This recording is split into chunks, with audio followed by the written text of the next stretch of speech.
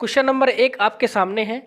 यहाँ पर पूछा गया है कि निम्नलिखित संख्याओं को अभाज्य गुणनखंड के गुणनफल के रूप में आपको व्यक्त करना है।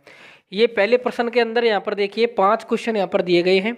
इन क्वेश्चनों का सॉल्यूशन किस प्रकार से करेंगे वो देखिए। आपने छोटी कक्षाओं के अंदर अभाज्य गुणनखंड देखे होंगे किस प्रकार से किए जाते हैं, सेम उसी प्रकार से आपको अभाज्य गुणनखंड करना है और यहाँ पर लिखना है उनके गुणनफल के रूप में। वहाँ पर आपने केवल अभाज्य गुणनखंड किया होगा, यहाँ पर गुणनफल के रूप में भी आपको व्यक्त करना है। तो सबसे पहले नंबर का कुछ यहाँ पर जो क्वेश्चन है 140, इस 140 के जो अभाज्य गुणनखंड है सबसे पहले आपको वो निकालने हैं। 140 के जो अभाज्य गुणनखंड होंगे वो सबसे पहले आपको निकालने हैं। तो अभाज्य गुणनखंड कैसे निकाला जाता है वो आपको पता ही है, मैं यहाँ पर आपको समझा देता हूँ। देखिए 140 के अभाज्य गुणनखंड आपको निकालने हैं तो 140 आपको यहाँ पर लिख देना है। जैसे हम यहाँ पर 140 लिखेंगे तो सबसे पहले हम क्या करते हैं, 2 का भाग देते हैं। किसका भाग देते हैं? 2 का, यदि जाता है तो, नहीं तो आपको 3 का देना है, फिर 4 का, इस प्रकार से ट्राई करना है। 2 का भाग देंगे तो यहाँ पर देखिए कितनी बार जाएगा, 70 बार। कितनी बार जाएगा? 70 बार, क्योंकि इकाई का अंक यदि 0 होता है तो आपको पता है कि 2 का भाग तो जाता ही जाता है। इसी प्रकार से आपको चेक करना है, यहाँ पर भाग देंगे तो ये जाएगा 35 बार। फिर यहाँ पर देखिए 2 का भाग जाएगा नहीं, कितनी बार जाएगा? 5 का भाग जाएगा 7 बार, फिर जाएगा 7 का भाग। तो ये इस तरीके से आपको अभाज्य गुणनखंड निकालने हैं। अब इसको गुणनफल के रूप में लिखना है, अर्थात ये जो अभाज्य गुणनखंड आ गए ये इनको गुणनफल के रूप में लिखेंगे। कैसे लिखेंगे? देखिए 2 गुणा 2 गुणा 5 गुणा 7। अब यहाँ पर थोड़ा सा और आपको सॉल्यूशन करना है। 2 कितनी बार आ रहा है? 2 बार, तो इसको हम लिख देंगे 2 की घात 2। 2 गुणा 2 को हम लिख देंगे 2 की घात 2। बाकी को ऐसे कैसे हम लिख देंगे। तो 140 के जो अभाज्य गुणनखंड बनेंगे उनका गुणनफल इस प्रकार से रहेगा, 2 की घात 2, 5 × 7। इसी प्रकार से आपको इन सभी क्वेश्चनों का आंसर लिखना है। तो देखिए 156 के अभाज्य गुणनखंड, इसको भी हम ऐसे निकालेंगे। तो 156 के जो अभाज्य गुणनखंड होंगे वो भी कैसे होंगे, इसी प्रकार से आपको निकालने हैं। 156 के अभाज्य गुणनखंड कैसे निकालेंगे? देखिए सबसे पहले देंगे हम 2 का भाग, कितनी बार जाएगा? 7 बार। यहाँ पर जाएगा और एक यहाँ पर बच जाएगा 8। फिर 2 का भाग देंगे इस प्रकार से, फिर यहाँ पर 3 का भाग जाएगा और फिर यहाँ पर इस प्रकार से। इस प्रकार से ये अभाज्य गुणनखंड हो जाएंगे। फिर हम इनको यहाँ पर लिख देंगे गुणनफल के रूप में। ये आया 2 गुणा 2 गुणा 3 गुणा 13, इस प्रकार से। अब इसको और लिखेंगे तो 2 कितनी बार आ रहा है? 2 बार।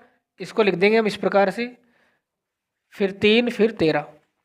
तो इस प्रकार से दोस्तों आपको इन गुणनखंडों को गुणनफल के रूप में लिखना है। अब 38 25 का आपको लिखेंगे अभाज्य गुणनखंड के रूप में। तो कैसे लिखेंगे? देखिए तो 38 25 का भी हम सेम इसी प्रकार से निकालेंगे। तो यहाँ पर मैं समझा देता हूँ। देखिए 3825, इसके अभाज्य गुणनखंड हम यहाँ पर निकालेंगे। तो देखिए 3 का भाग, क्योंकि यहाँ पर लास्ट में विषम संख्या है तो सम संख्या का भाग तो जाएगा नहीं। हम सबसे पहले विषम संख्या से स्टार्ट करते हैं, 3 से। 3 का भाग जाता है कि नहीं वो देखते हैं। यहाँ पर 3 का भाग यहाँ पर चले जाएगा तो 3 का भाग देते हैं। 3 एकम 3, 8 में देंगे तो 3 दूनी 6, 3 7 21, 3 5 15। इस प्रकार से आपको ये भाग देते जाना है। फिर 3 का देंगे,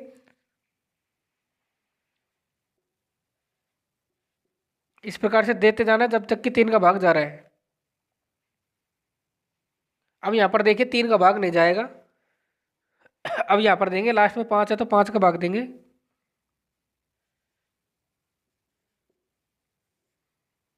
फिर यहाँ पर देखिए 5 का भाग देंगे और फिर यहाँ पर इस प्रकार से। अब इसको गुणनफल के रूप में लिखेंगे। देखिए इसके गुणनखंड हो जाएंगे 3 × 3 × 5 × 5 × 17। अब इसको 3 यहाँ पर कितनी बार आ रहा है? 2 बार, तो 3 की घात 2। ये सरलतम रूप में आपको लास्ट में इसी प्रकार से लिखना पड़ेगा। 5 2 बार आ रहा है तो 5 भी यहाँ पर 2 बार, और 17 एक बार आ रहा है तो 17 को ऐसे कैसे लिख देंगे। तो ये इसका क्या हो जाएगा? आंसर हो जाएगा। इसी प्रकार से आपको इसको लिखना है। तो इसको लिखने के लिए भी आपको इसी प्रकार से करना पड़ेगा। यहाँ पर 5005 आपको दिया गया है। तो यहाँ पर देखिए डायरेक्ट यहाँ पर विषम संख्या है, इकाई का अंक, तो 2 का भाग तो जाएगा नहीं। 3 से स्टार्ट करते हैं, देखते हैं कि 3 का भाग जाता है या नहीं जाता है। 3 का भाग देंगे तो यहाँ पर कितना बचेगा? 2 बच जाएगा यहाँ पर, फिर 2 बच जाएगा यहाँ पर। तो 3 का भाग नहीं जाएगा, डायरेक्ट 5 का देते हैं। इस प्रकार से यहाँ पर फिर देते हैं कि यहाँ पर 5 का भाग जाएगा या नहीं जाएगा। 5 का भाग जाएगा नहीं। यहाँ पर देखते हैं 11 का जाएगा शायद डायरेक्ट। तो 11 का भाग देंगे तो 11×9 = 99 और 11×1 = 11। इस प्रकार से 7 का देंगे तो 13 बार जाएगा। इस प्रकार से आपको ये चेक करना है। अब आप इसको इस प्रकार से लिख सकते हैं 5 × 7 × 11 × 13। इस प्रकार से बढ़ते क्रम में आपको लिखना है। भाग जिसका भी जा रहा है आप उसको किसी भी प्रकार से यहाँ पर दे सकते हैं। ये केवल रफ कार्य के लिए है, ये ऐसे लिखने की कोई आवश्यकता भी नहीं है। यदि आप लिखना चाहते हो तो लिख भी सकते हैं। अब यहाँ पर देखिए 2429 इसके अभाज्य गुणनखंड के जो गुणनफल बनेंगे वो क्या बनेंगे वो आपको यहाँ पर लिखना है। तो यहाँ पर देखिए, यहाँ पर लिख देंगे हम 7429। जैसे आप 2 3 4 5 सभी का यदि भाग देंगे तो आपको समझ में आएगा कि एक भी संख्या का भाग यहाँ पर नहीं जा रहा है। डायरेक्ट दोस्तों यहाँ पर भाग जाएगा, वो जाएगा दोस्तों 17 का। आप घर बैठ के ट्राई करके देखना, इसमें किसी संख्या का भाग जाता है नहीं जाता है। डायरेक्ट 17 का भाग जाएगा। किसका भाग जाएगा? 17 का। 17 का भाग देंगे तो कितनी बार जाएगा? देखिए 17 का भाग देंगे इसमें 74 में सबसे पहले 4 बार जाएगा 68। उसके बाद बचेगा यहाँ पर 6 62 हो जाएगा। फिर जाएगा 3 बार 7 बार। तो इस प्रकार से यहाँ पर ये 17 का भाग देंगे तो इतनी बार जाएगा।